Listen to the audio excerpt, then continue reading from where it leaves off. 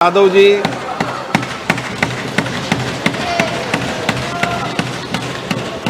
अध्यक्ष महोदय मैं आपका धन्यवाद देना चाहता हूं कि इस महत्वपूर्ण विषय पे मुझे बोलने का मौका दे रहे हैं। मैं अपने साथी माननीय सदस्य गौरव गोगोई जी के से सहमत हूं। बहुत सारे महत्वपूर्ण उन्होंने बिंदु उठाए और अध्यक्ष महोदय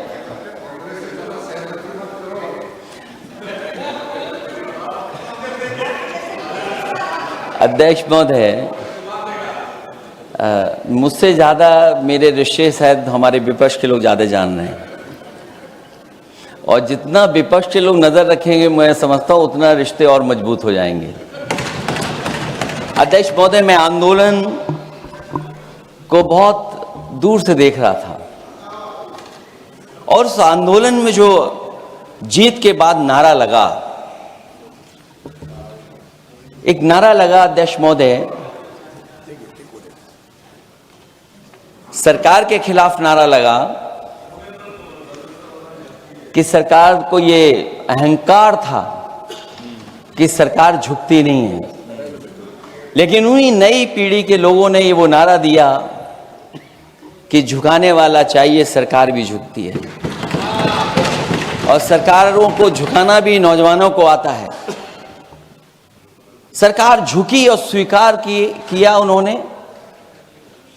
जो करोड़ों नौजवान जो मांग कर रहे थे कि सबसे पहले जो मंत्री जी हैं वो इस्तीफा दें, और बिंदु दूसरे अलग हैं जो हम लोगों को जानकारी में मिल रहा है। अध्यक्ष महोदय, सरकार हर विषय पर स्वीकार किया है, लेकिन पता नहीं अध्यक्ष महोदय ये बात समझ में नहीं आ रही है कि सदन में उन आश्वासनों को क्यों नहीं रख रही है सरकार जो सहमति बनी है।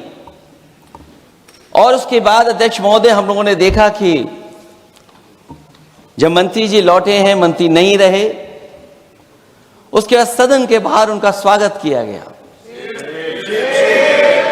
अध्यक्ष महोदय, जो स्वागत हुआ उसके लिए हमें कोई शिकायत नहीं है, लेकिन माननीय सदस्यों को कितनी बड़ी राहत मिली होगी, कितने बड़े संकट से बचाया उन्होंने। एक प्रधान जी को हटा करके प्रधानमंत्री बचा लिया आपने। और ऐसा अध्यक्ष महोदय आंदोलन किसी ने नहीं देखा जिस आंदोलन में नई पीढ़ी के लोग, कम उम्र के लोग निकल करके आ गए और जो नारे दिए गए।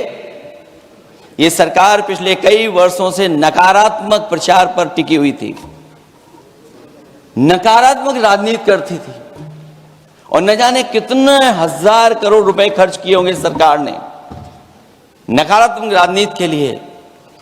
लेकिन नई पीढ़ी को मैं बधाई देना चाहता हूं, उनके मनोबल को और उनकी एकता को, और जिस तरीके से उन्होंने प्रचार किया, अंततः सरकार को झुकना पड़ गया। भाजपा वचन नहीं देती, जुमला देती है। तो मुझे उम्मीद है कि सभी युवा नौजवानों का जो मांग की है उन्होंने, उन सभी मांगों को सरकार स्वीकार करेगी। और सरकार ये भी स्वीकार कर लिया होगा कि कोई दल मजाक में बना तो कितनी बड़ा दल बन गया। जो कोई चीज मजाक से शुरू हुई वो कितना सीरियस हो गई, और इतना सीरियस हुई कि हमारी सरकार लोकतांत्रिक हो गई कि जो उनको धरने पे बैठने दिया। सरकार लोकतांत्रिक थी कि उन्हें धरने पर बैठने दिया। हमने वो भी समय देखा है कि जहां पर धरने पर नहीं बैठने दिया, वर्षों वर्ष लोग बैठे रहे धरने पर, उनकी सुनी नहीं गई। इसी दिल्ली को घेरा था किसानों ने, और सरकार को लगा कि चुनाव आ गया तो सरकार ने तीनों काले कानून वापस ले लिए। जब सरकार घबरा जाती है, डर जाती है, तो सरकार स्वीकार कर लेती है। इसीलिए वो नारा मुझे अक्सर याद आता है कि झुकाने वाला चाहिए, सरकार भी झुकती है। जो विषय लाया गया है कि prevention of unlawful means act, सरकार को कम से कम ये बताना चाहिए था कि 2024 में जब ये लेकर के आए थे तो आज 2026 में कैसे पेपर लीक हो गया। और केवल गिनती के 1-2 पेपर लीक नहीं हुए हैं, ये ऐसा आंदोलन रहा जिसमें मां बाप और नई पीढ़ी के लोग सब जुड़ गए। अगर हम ये माने कि 20 लाख बच्चों ने परीक्षा लिखी थी और उनके घर परिवार के सदस्यों को हम इसमें जोड़ दें, दादा दादी मां बाप और परिवार का कोई सदस्य, तो 5 लोग प्रभावित थे। और 5 गुना 20, 1 करोड़ लोग नाराज हुए सरकार से। और अक्सर हम पॉलिटिकल लोग हैं, हम लोग जानते हैं जब कभी आंदोलन करते हैं तो कितनी तैयारी करानी पड़ती है, गाड़ियों का इंतजाम, खाने का इंतजाम और इंतजाम। लेकिन ये पहला आंदोलन देखा कि जिसमें मां बाप भी जुड़ गए और कहा कि जाओ बच्चों आंदोलन करो, हम आपके साथ हैं। ये पहला आंदोलन ऐसा देखने को मिला है। और केवल दिल्ली में नहीं हुआ ये, केवल दिल्ली में नहीं हुआ ये। अगर ये बात गलत है, अगर ये बात अध्यक्ष महोदय गलत लग रही है तो देश के होम मिनिस्टर साहब को ले आइए, वो सब एक्सप्लेन कर देंगे।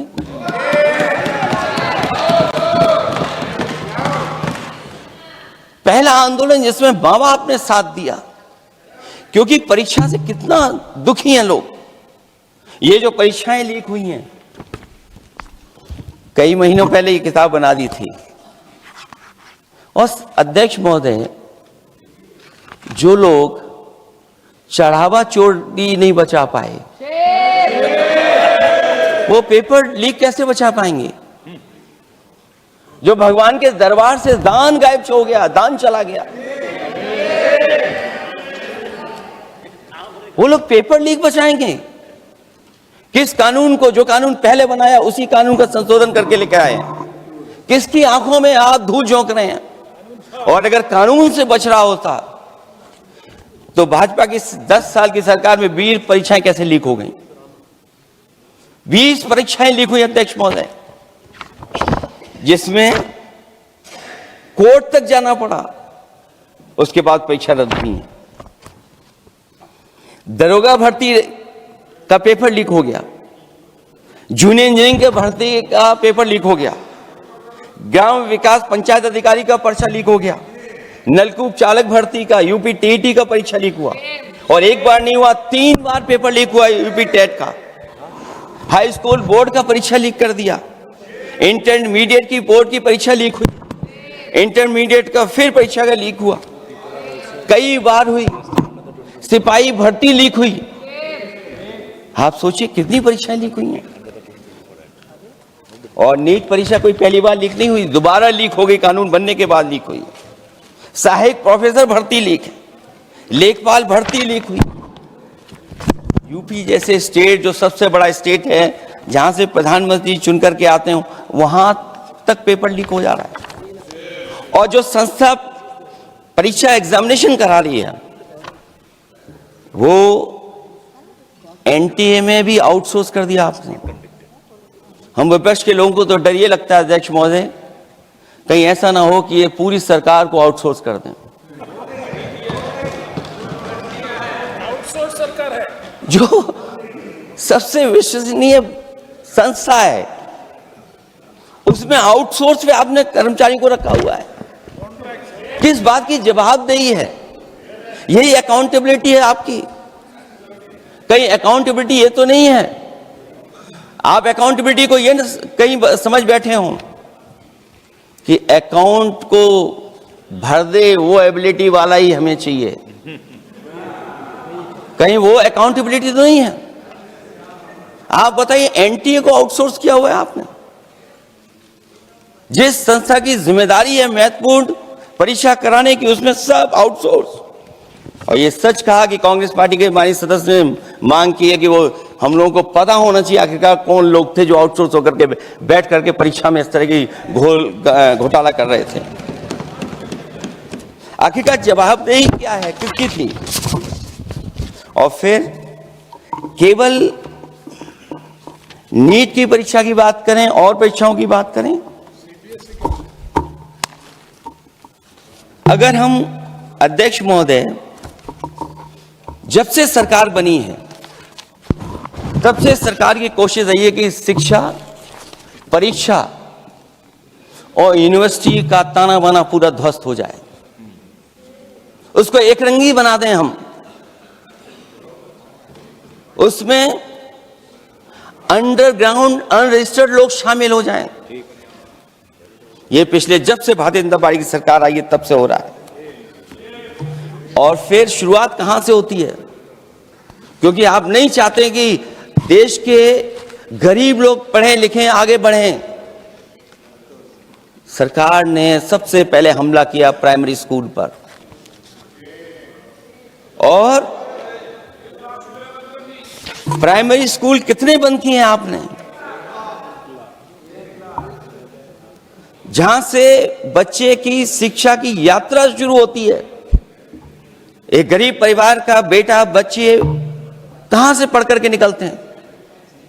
सबसे पहले प्राथमिक शिक्षा सरकारी स्कूलों से पढ़ करके निकलते हैं।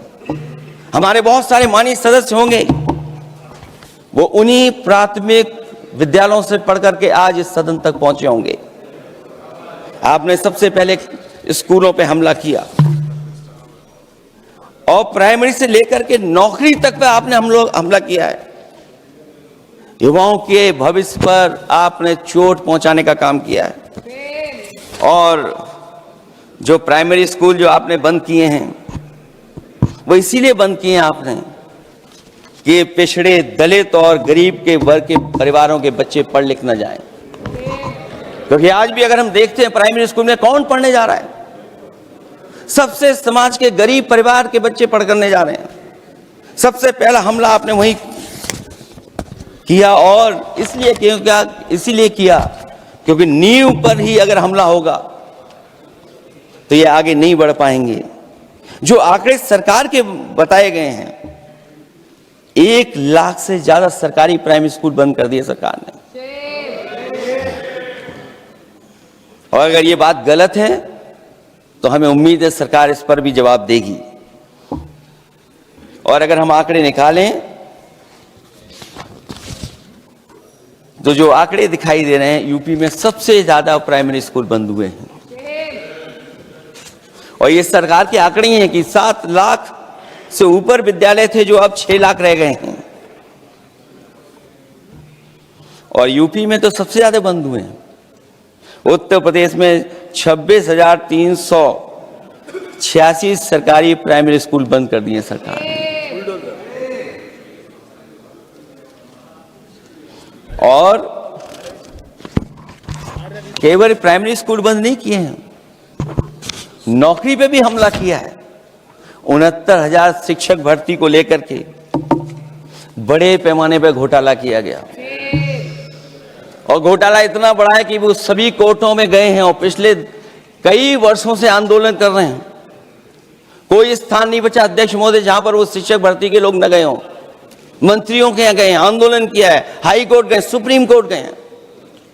लेकिन देखिए सरकार भी कमाल की है कि सरकार उनको नौकरी नहीं देना चाहती। और इसलिए नौकरी नहीं देना चाहती है क्योंकि उन्होंने भर्ती गलत की है। और भर्ती में जिन लोगों का अधिकार छीना है वो सबसे ज्यादा पिछड़े और दलित परिवार के बेटे, जिनका अधिकार इस सरकार ने छीना है।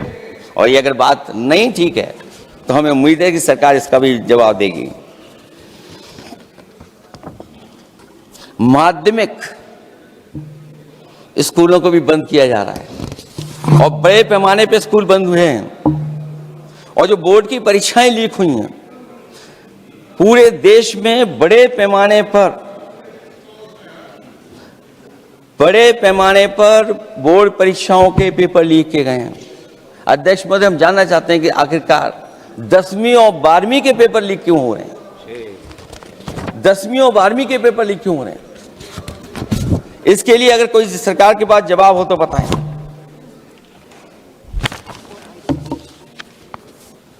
और जो बच्चियों ने जान दी है नीट की परीक्षा में, जब परीक्षा का पेपर लीक हो गया है, अध्यक्ष महोदय, मैं अपनी तरफ से, पार्टी की तरफ से और सभी की तरफ से उन्हें श्रद्धांजलि देता हूं। और हमें उम्मीद है कि सरकार उन बच्चों की मांग मानेगी जिन बच्चों ने ये शर्त रखी है कि उनके परिवार के लोगों को 1 करोड़ मुआवजा दिया जाए। जब उच्च शिक्षा में जिस तरीके से भर्ती हो रही है, अध्यक्ष महोदय, जो उच्च शिक्षा की भर्ती है उसमें जो अपॉइंटमेंट हो रहे हैं उनके बारे में तो क्या चर्चा करें कि जब संस्था पे सबसे ऊपर बैठा व्यक्ति ही अन्याय करेगा तो पूरी संस्था में अन्याय होगा। जब से ये सरकार आई है, जो बड़ी बड़ी संस्थाएं हैं उन सब संस्थाओं में एक रंगी लोगों को बैठा करके उन संस्थाओं को ध्वस्त करने का काम कर रहे हैं, और न केवल उन संस्थाओं को खराब कर रहे हैं बल्कि अध्यक्ष महोदय, उत्तर प्रदेश में एक स्वतंत्र सेनानी, उनके नाम पर यूनिवर्सिटी बनी, मौलाना जौहर यूनिवर्सिटी। यूनिवर्सिटी बनकर के तैयार हो गई। इन्होंने कोई सरकारी यूनिवर्सिटी नहीं बनाई,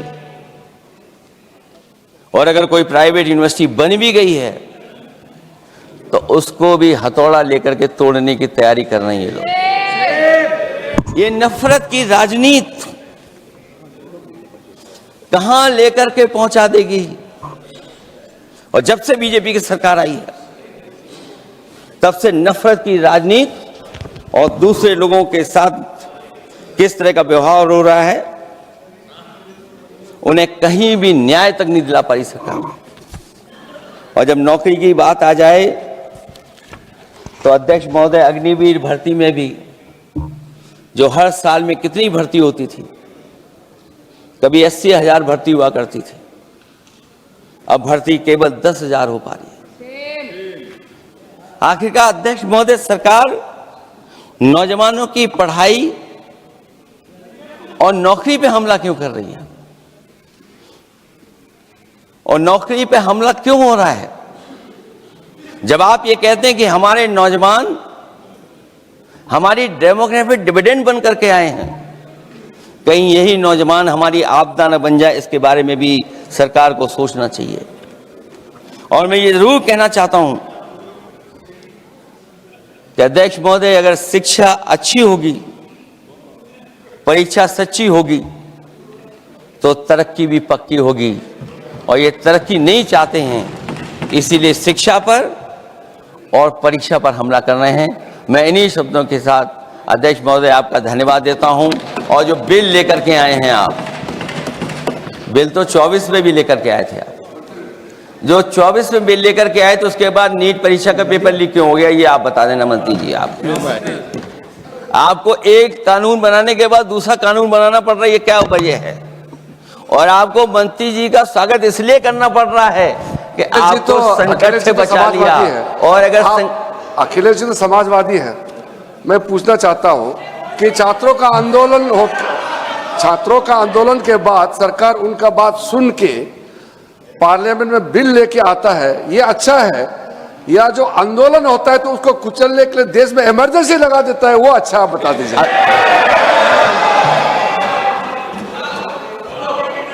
अध्यक्ष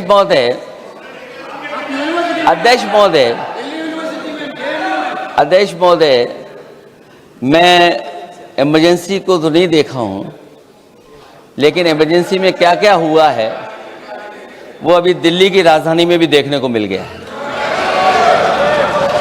आंसू के गैस के गोले और लकड़ी में लगा हुआ कुछ कील का और कांटे की चीजें, उस समय करंट नहीं लगाया जाता था, इस बार करंट लगाया गया है। तो ये इमरजेंसी के बराबर ही हुआ है हमला, कम नहीं है। इमरजेंसी से कम अन्याय नहीं कर रहे हैं आप लोग।